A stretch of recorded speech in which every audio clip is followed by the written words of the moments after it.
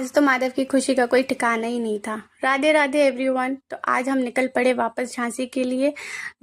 घर से निकलते निकलते 1 बज गया। वैसे प्लान तो सुबह जल्दी निकलने का था, लेकिन इनकी नींद ही नहीं खुली और माधव के साथ ट्रैवल करते वक्त थोड़ा लेट हो ही जाता है।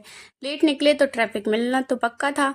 तो आज जो लोग वृंदावन आते रहते हैं उन्हें पता ही होगा कि यहाँ ट्रैफिक कितना होता है। वीकेंड भी नहीं था, पर फिर भी भीड़ इतनी थी कि सिर्फ वृंदावन के बाहर निकलने में ही लगभग 1 घंटा लग गया। चार धाम के पास तो और भी ज़्यादा भीड़ थी, इसलिए इस बार हम वहाँ नहीं जा पाए। इसी बीच माधव अपनी ही मस्ती में था। कभी कैप पहनकर स्टाइल मार रहा था, कभी चश्मा लगाकर। उसकी ये छोटी छोटी शरारत देखकर सफ़र और भी प्यारा लगता है। थोड़ी देर बाद खेलते खेलते उसे नींद आ गई और वो सो गया। हमने सोचा था कि रास्ते में किसी अच्छे से रेस्टोरेंट में रुककर खाना खा लेंगे। काफ़ी रेस्टोरेंट ऑनलाइन देखे, पर फिर सोचा आगरा के बारबेक्यू चलें, लेकिन वहाँ सिटी के अंदर जाना पड़ता है, इसलिए प्लान कैंसिल कर दिया।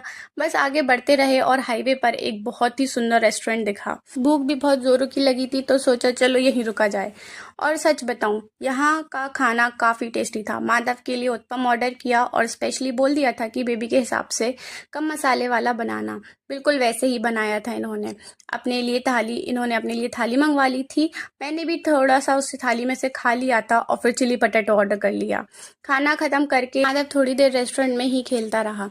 वहाँ का स्टाफ भी बहुत ही प्यारा था। सब उसको इतना प्यार कर रहे थे, उसके साथ खेल रहे थे। उसका तो वहाँ से आने का मन ही नहीं कर रहा था। आखिर में हमें उसे गोद में उठाकर ही लेके जाना पड़ा। गाड़ी में बैठे थोड़ी ही देर बाद माधव फिर से सो गए, क्योंकि उनका पेट भर गया था। वैसे भी जब भी ये गाड़ी में सो जाता है तो पूरा सफ़र आराम से निकल जाता है और बिल्कुल भी परेशान नहीं करता। झांसी पहुंचने से लगभग आधा घंटा पहले इन्होंने फ्रेश होने के लिए गाड़ी रोकी और फिर जैसे ही हम घर पहुंचे, बस माधव की खुशी देखने लायक थी। सीधा दद्दू की गोदी में चढ़ गए और फिर जैसे ही हमने सब लोगों के पैर छुए तो माधव ने भी देखकर सबके पैर छूना शुरू कर दिया।